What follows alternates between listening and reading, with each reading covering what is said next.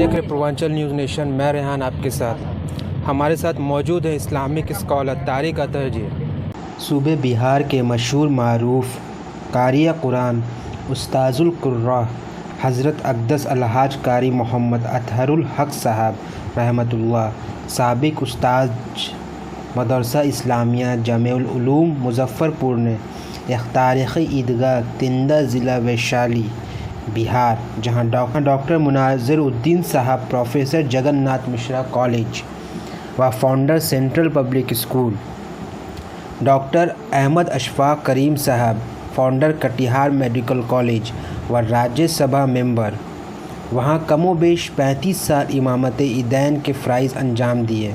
उनके रहलत के बाद उनके फ़रज़्दे अर्जुमन इस्लामिक स्कॉलर तारिक अतहर साहब ने कमोबेश 10 साल इमामत ईदैन करने के बाद ये बात कहते हुए इस्तीफ़ा दे दिया कि सुबह डरते हैं, शाम डरते हैं, लायक साहिब एहतराम डरते हैं, लानत है ऐसी इमामत पर कि मुक़्तदी से इमाम डरते हैं। और कहा कि विरासत में मिली हुई चीज़ मज़बूत नहीं होती, चाहे वो कुछ भी हो। आखिर क्या वजह बनी इस्तीफ़ा की, आइए जानते हैं इस्लामिक स्कॉलर तारिक अतहर साहब से। सर, हमारे चैनल पे आपका स्वागत है। बहुत बहुत शुक्रिया।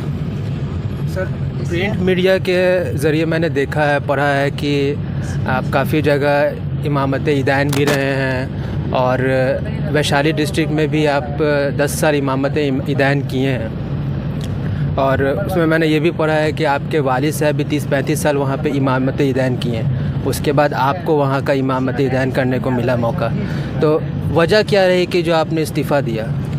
सबसे पहली बात तो मैं ये बता दूं कि मैं काफ़ी जगह इमामत ईदैन के फ़राइज़ अंजाम तो दिए नहीं। मेरे वालिद रहमतुल्लाह अलैह 2014 में उनका एक एक्सीडेंट हादसे में उनका मौत हुआ और उनके बाद उनकी रहलत कर जाने के बाद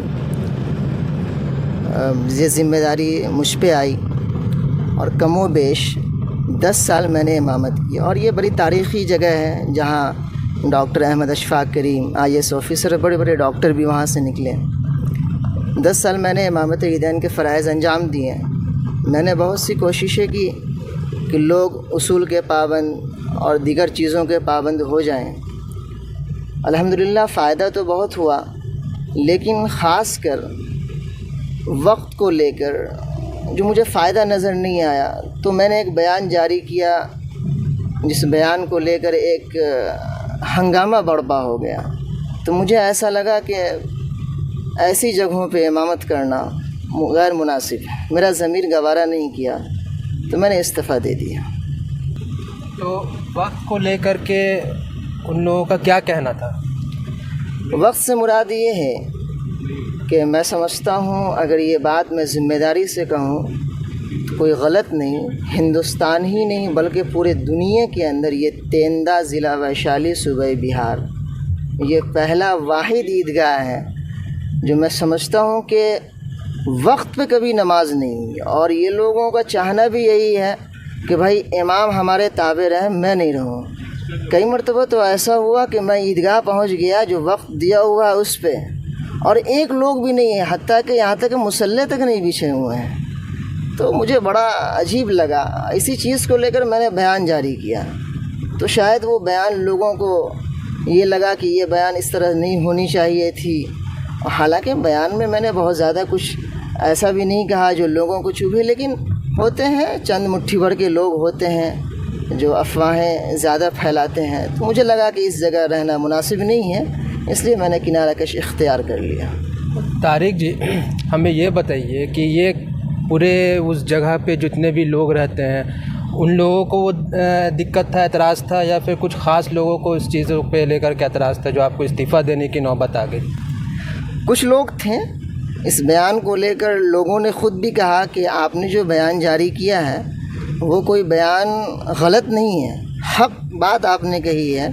और ये बयान भी ऐसा ही था, प्रिंट मीडिया में भी आपने देखा होगा, सोशल मीडिया के ज़रिए, कि मैंने ये बयान दिया था कि भाई जो इंसान वक्त का पाबंद न हो, उसूल का पाबंद न हो, वो नाहंजार है। तो ये नाहंजार एक फ़ारसी अल्फाज है, تو لوگوں نے اس ورڈ کو لے کر یوں کہنے لگے کہ یہ ناہنجار کہہ دیا تو یہ غیر مناسب ہے۔ دوسرا میں نے یہ کہا کہ بھائی قرآن کہتا ہے، اللہ کا کلام کہتا ہے کہ جو قوم یا جو انسان خود اپنے حالات کو نہ بدلنے کی کوشش کرے، اللہ تعالیٰ اس کے حالات کو نہیں بدلتا ہے۔ تو آپ جب کوشش نہیں کیجیے گا، وقت کی پابندی آپ خود نہیں کیجیے گا عیدگاہ میں آنے کے لیے، تو پھر وسائل کیسے پیدا ہوں گے؟ اور امام پہ اعتراض، بس میں تو دعا کرتا ہوں کہ اللہ تعالیٰ ان لوگوں کو جن لوگوں کا ذہن اس طرح کا گندا رہا، میں دعا کرتا ہوں کہ اللہ تعالیٰ ان کو صحیح سمجھ بوجھ عطا کر دے، ورنہ ان کے لیے نقصان دہ ہے یہ۔ طارق جی، آپ نے جو استعفیٰ دیا اور جن لوگوں کو اعتراض تھا کہ وقت کی پابندی کی وجہ سے آپ استعفیٰ دے رہے ہیں، تو ان لوگوں نے آپ کے استعفیٰ دینے پہ کچھ یہ نہیں لگایا کہ نہیں استعفیٰ نہیں دینا چاہیے، آپ آگے بھی امامت عیدین کریے؟ ان لوگوں کا کیا کہنا تھا؟ بالکل، یہ باتیں بھی سامنے آئی تھی جب میں اس کے ذمہ دار ڈاکٹر وامق حسن مناظر صاحب کو جب میں نے استعفیٰ نامہ سونپا تو انہوں نے کہا کہ یہ مجھے دے رہے ہیں یا تمام لوگوں کو دے رہے ہیں۔ ہم نے کہا تمام لوگوں سے مجھے کیا مطلب ہے، مجھے تو آپ سے مطلب ہے نا، آپ ذمہ دار ہیں اس کے۔ اس کے بعد یہ باتیں سامنے آئی، لوگوں نے کہا کہ میں سیکریٹری صاحب سے ملاقات کیا، اور سیکریٹری صاحب سے ملاقات کر کے یہ باتیں میں نے کہی ان سے کہ کمزور آپ ہیں، کمزور عوام نہیں، کمزور آپ ہیں۔ آپ اگر مضبوطی کے ساتھ کھڑے ہو جاتے ہیں کہ امام نے کیا غلط کہا ہے تو شاید یہ چیزیں برپا نہ ہوتی۔ تو میں نے لوگوں کو سمجھایا، پھر ہم نے کہا کہ ایسا نہ کریں، بس میں نے جو فیصلہ لے لیا ہے وہ لے لیا۔ میرا فیصلہ یہ تھا کہ میں نے اللہ کا شکر ادا کیا کہ چلو اب میں فری ہو جاؤں گا، اپنے گھر والوں کے ساتھ عید بقرعید کروں گا، لیکن شاید اللہ کو منظور نہیں، اللہ کو شاید اس ناچیز سے اخر سے کام لینا ہے، کوئی بڑا کام لینا ہے۔ تو میں صوبہ بہار سے نکل کر، مجھے آج تک سمجھ میں نہیں آ رہا ہے کہ صوبہ بہار سے نکل کر اور اتنی بڑی جگہ ہزاروں کا مجمع بیان کیا، پھر اب اللہ آگے دیکھیے کیا کرتا ہے۔ ارے جی، میں تو امید یہی کرتا ہوں کہ آپ کی یہ ویڈیو ان لوگوں تک جائے جن لوگوں کو اعتراض تھا وقت کی پابندی کو لے کر کے، اور وہ آنے والے ٹائم پہ اپنے وقت کے پابند ہو جائیں۔ بہت بہت شکریہ ہمارے چینل کے ساتھ جڑنے کے لیے۔